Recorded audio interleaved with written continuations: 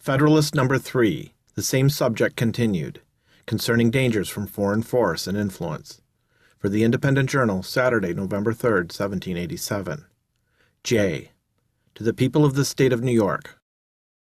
It is not a new observation that the people of any country, if, like the Americans, intelligent and well-informed, seldom adopt and steadily persevere for the many years in an erroneous opinion respecting their interests. That consideration naturally tends to create great respect for the high opinion which the people of America have so long and uniformly entertained of the importance of their continuing firmly united under one federal government, vested with sufficient powers for all general and national purposes. The more attentively I consider and investigate the reasons which appear to have given birth to this opinion, the more I become convinced that they are cogent and conclusive. Among the many objects to which a wise and free people find it necessary to direct their attention, that of providing for the safety seems to be the first. The safety of the people doubtless has relation to a great variety of circumstances and considerations, and consequently affords great latitude to those who wish to define it precisely and comprehensively. At present, I mean only to consider it as it respects security for the preservation of peace and tranquility, as well as against dangers from foreign arms and influence, as from dangers of the like kind arising from domestic causes. As the former of these comes first in order, it is proper it should be the first discussed.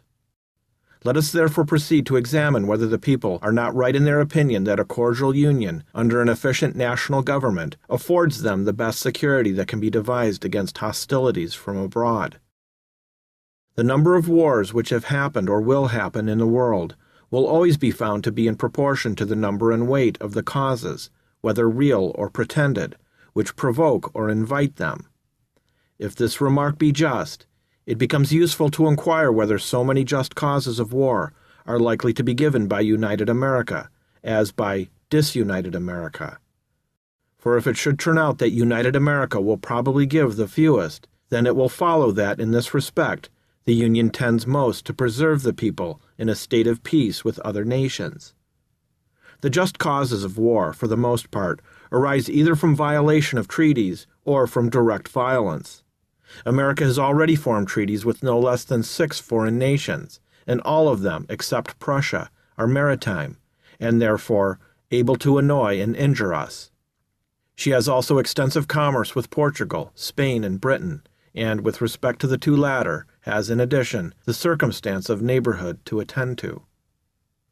It is of high importance to the peace of America that she observe the laws of nations toward all these powers, and to me it appears evident that this will be more perfectly and punctually done by one national government than it could be either by 13 separate states or by 3 or 4 distinct confederacies.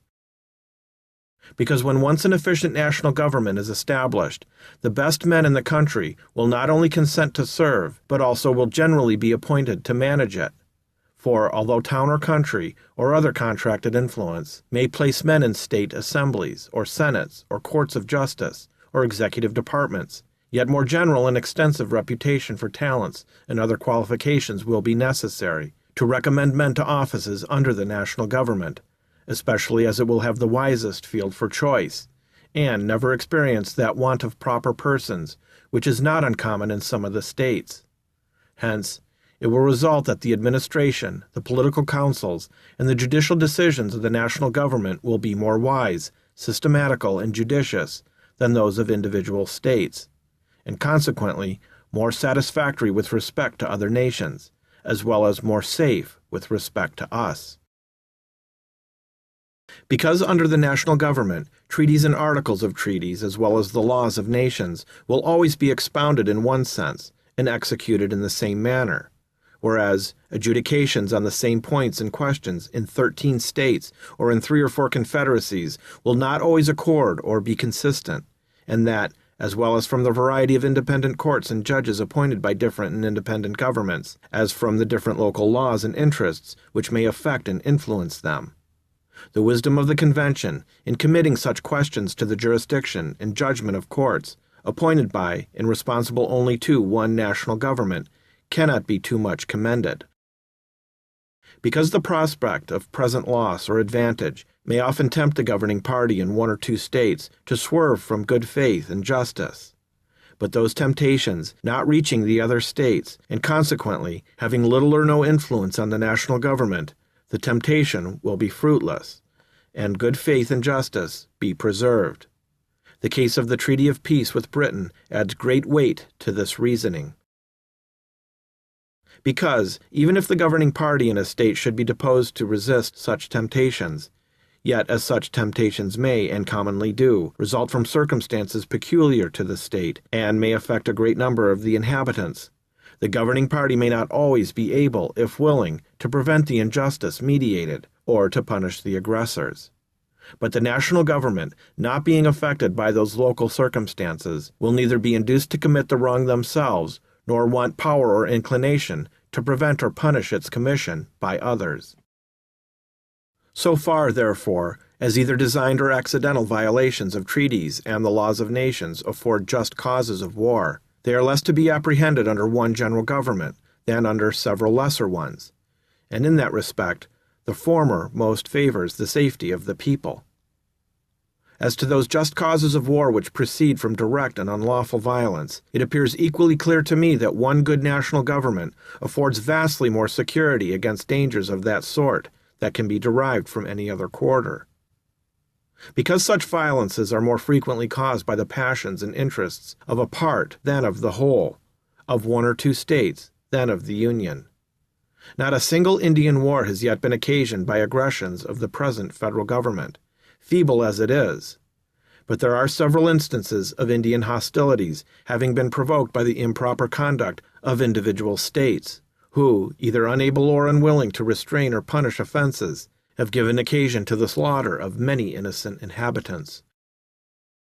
The neighborhood of Spanish and British territories, bordering on some states and not on others, naturally confines the causes of quarrel more immediately to the borderers.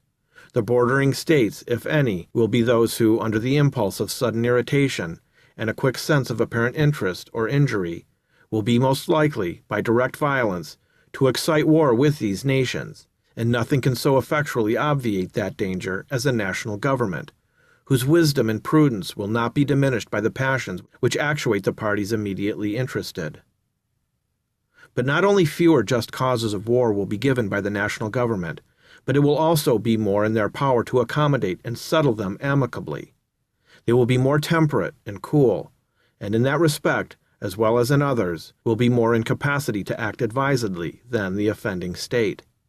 The pride of the states, as well as of men, naturally deposes them to justify all their actions, and opposes their acknowledging, correcting, or repairing their errors and offenses. The national government, in such cases, will not be affected by this pride, but will proceed with moderation and candor to consider and decide on the means most proper to extricate them from the difficulties which threaten them. Besides, it is well known that acknowledgments, explanations, and compensations are often accepted as satisfactory from a strong united nation, which would be rejected as unsatisfactory if offered by a state or confederacy of little consideration or power. In the year 1685, the state of Genoa, having offended Louis XIV, endeavored to appease him. He demanded that they should send their doge, or chief magistrate, accompanied by 4 of their senators, to France to ask his pardon and receive his terms. They were obliged to submit to it for the sake of peace.